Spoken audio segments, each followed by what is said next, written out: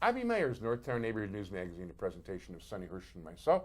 We want to wish his wife Marlene good luck on her retirement. And it is a pleasure to have the chief cook and bottle washer of RogersPark.com, Mike Lasser. Mike, how you doing? Nice to see you. And you know what? I forgot your name. Tom Lisy, Northside Community Resources. And of course, that used to be the Rogers Park Community Council. Right. So anyway, well, I'll let you get started. Okay. Tell us about Let's give this to Mike for starters, because I think he's got a pretty important announcement to make. There's a kind of an exciting development with these organizations. The Rogers Park Community Council is a 60-year-old organization, which Tom is president of the board.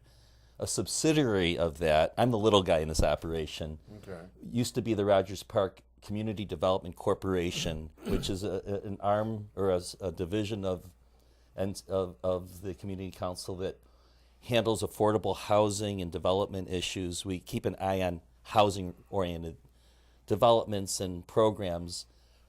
And this organization was developed because of an initiative 12 years ago where we converted a drug house on Morse Avenue into a senior housing. We partnered with a local developer, nice. And that's how the building, what's the address? 1530 West Morse. Right, became really a turnaround. One probably helped initiate this whole era of turning Morse Avenue around. Now this is way before my involvement, and I don't know about yours. A little before mine. I remember the news story. But the CDC, which I've been president of this board for the last few years, has primarily been involved in offering home buying services, first-time home buyer services, and other programs, employer-assisted housing for the Chicago Public Schools. At one point that was big, where teachers needing to live in Chicago could get assistance and direction from this agency. So it's been fairly viable, grant-driven, doing these kind of housing issues. Then 5 years ago, another major initiative, obviously, is foreclosure remediation. Oh, yeah. Big thing. So business has been quite good for the CDC.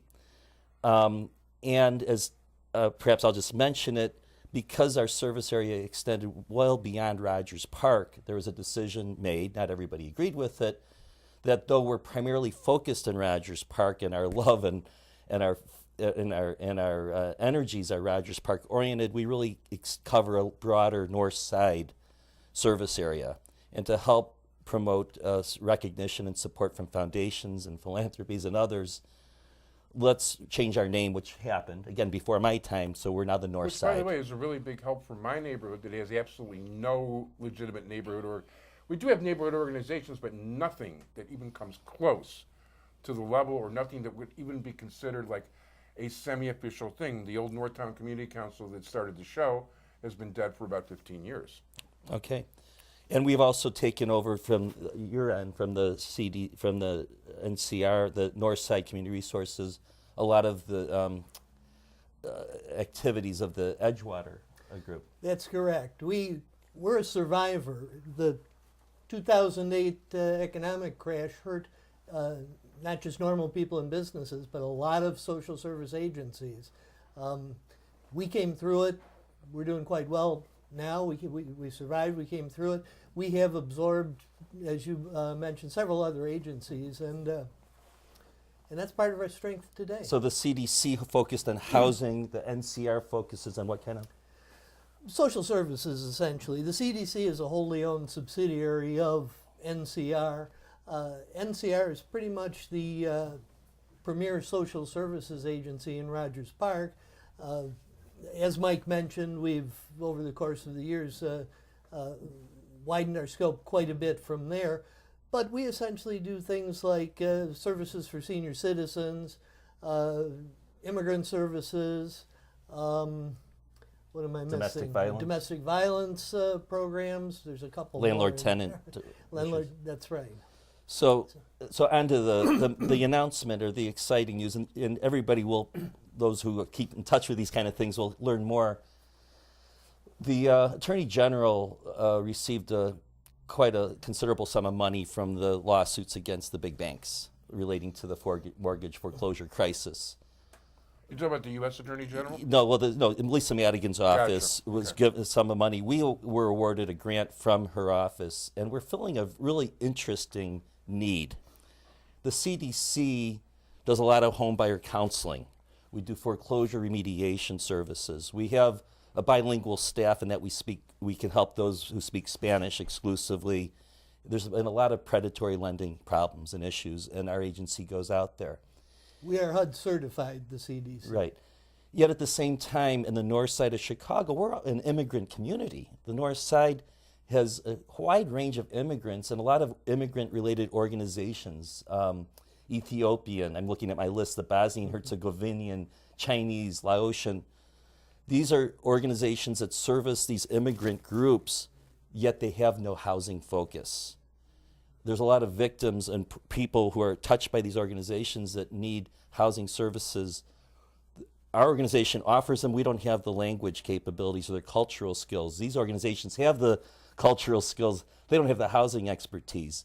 Because of this grant, our executive director, Chris Zala, who's fantastic, a real leader and a visionary, has created this collaboration. It's called the Northside, what's it called? The Northside Housing Collaborative, where there's 7 groups, the Ethiopian, the Bosnian Herzegovinian, the Chinese Mutual Aid Society, Laotian, Cambodian, Korean American, Indo-American Center.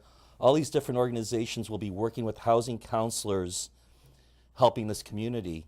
And the John Marshall Law School will be providing pro bono legal services as well. So essentially, housing-related issues are going to be available to our newest immigrants. Nice. And I think it's a really exciting program. There's some real dollars behind this, and we're hopefully going to receive the first grant within the next few weeks. Hopefully by the time we Great. air the show. Yeah. Did they tell you how big the grant is? Yeah. What's that number? It's several hundred thousand. Wow. Oh, yeah. Enough to really make a difference. And by the way, Lisa, there's a tree stump behind the house hollowed out. Just leave some cash over there. That's right. So that's exciting. And That's very exciting. yeah, and then, of course, the other issue that we have is that we will soon learn where we are going to be located as an organization. We have how many employees? We have, I think, about 14 or 16. I'm not quite sure the exact number. Yeah, I know you put in a bid for that firehouse. That's Or right. near yeah. We've outgrown our space at 1530 Morse. So we are looking at the firehouse as we hope that'll be our next home. We're one of 3 finalists. The firehouse is located at Greenleaf, just off of Clark. And so we're hoping that will be our new home. We'll soon find out. We have other options that we're considering in the neighborhood. And Yeah, as a matter of fact, Jen Caruso, one of your people, is the one that tipped me off to where to read to find out about that. okay, So, Well, it is important to note that the firehouse is the only space that we've identified in Rogers Park that would suit our needs at the appropriate cost.